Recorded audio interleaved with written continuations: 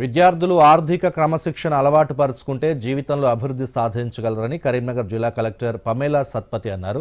Bommakal bypass రోడ్లోని గిరిజన సంక్షేమ గురుకుల బాలుర డిగ్రీ కళాశాలలో నిర్వహించిన ఆర్థిక అక్షరాస్యత వారోత్సవాలు ఓటర్ అవగాహన కార్యక్రమాల్లో పాల్గొన్న కలెక్టర్ ఈ సందర్భంగా మాట్లాడుతూ ప్రతి ఒక్కరూ ఆర్థిక అక్షరాస్యతపై అవగాహన పెంచుకోవాలని సూచించారు. ఓటు వేయడం ప్రజాస్వామ్యం మనకు కల్పించిన హక్కని 18 సంవత్సరాలు నిండిన ప్రతి ఒక్కరూ ఓటర్గా నమోదు చేసుకోవాలని సూచించారు. RBI manager Sai Teja Reddy, lead bank manager Anjaneyulu డబ్బుల పొదుపు, డిపాజిట్లు, ఆర్థిక అక్షరాస్యత తదితర అంశాలపై అవగాహన కల్పించారు.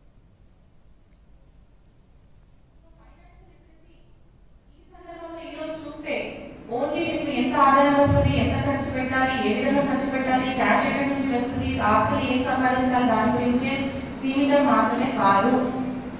ఇప్పుడు ఫైనాన్షియల్ లిటరసీలో almost 30 to 40% part is your digital literacy also.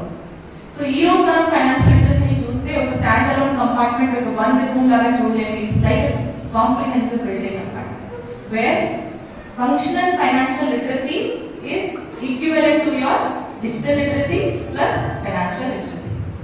ఈ రోజు మనం కళాశాలలో ఓటర్స్ ప్రతిజ్ఞ చేసి ప్రతి ఒక్కరూ కూడా ఓటు రిజిస్ట్రేషన్ చేసుకొని ఈ రానున్న పార్లమెంట్ ఎన్నికల్లో తమ ఓటుని వేయాలని, అలాగే యూత్ అందరూ కూడా వాళ్ళ ఫ్రెండ్స్కి అలాగే వాళ్ళ రిలేటివ్స్ అందరికి కూడా తెలియజేస్తూ ఈ ఓటింగ్ పర్సంటేజ్ని పెంచాలని కరీంనగర్ జిల్లాలో మనవంతు పాత్రగా ఎన్వైకే ద్వారా ఈ అవేర్నెస్ కార్యక్రమాలని నిర్వహించడం జరుగుతుంది. ఇవాళ మా కాలేజ్లో నిర్వహించినటువంటి కార్యక్రమం ఏదైతే ఉందో ఫైనాన్షియల్ లిటరసీ వీక్ కింద మా కాలేజ్లో ఇవాళ ప్రోగ్రామ్ ఆర్గనైజ్ చేశారు. దానివల్ల మా విద్యార్థులు ఎంతో నేర్చుకున్నారు.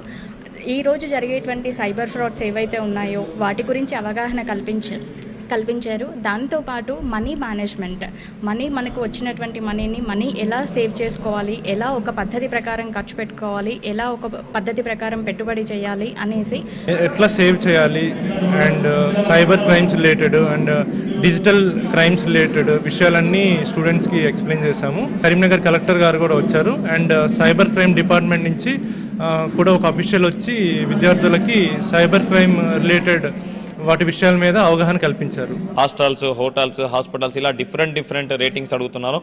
మీరు కనుక ఆ యొక్క రేటింగ్స్ బారిన కనుక పడితే వాళ్ళు మొదటిసారి రేటింగ్ ఇస్తే 120 రూపాయలు ఇస్తాం, రెండోసారి రేటింగ్కి 150 రూపాయలు ఇస్తామని ఈ విధంగా 120, 150 ఇలా ఇచ్చుకుంటూ పోతారు. ఆ తర్వాత మీ దగ్గర నుంచి వాళ్ళు డబ్బులను కాజేస్తారు. కాబట్టి 80% కూడా ఇవ్వకండి. వీటితో పాటు మీకు ఎక్కడైనా కనుక వైఫై ఫ్రీగా ఉన్నట్లయితే ఫ్రీ వైఫైను యూటిలైజ్ చేయకండి. ఫ్రీ వైఫైను యూటిలైజ్ చేయడం ద్వారా మీ యొక్క డాటా అనేది వారు దొంగలించే అవకాశం ఉంది.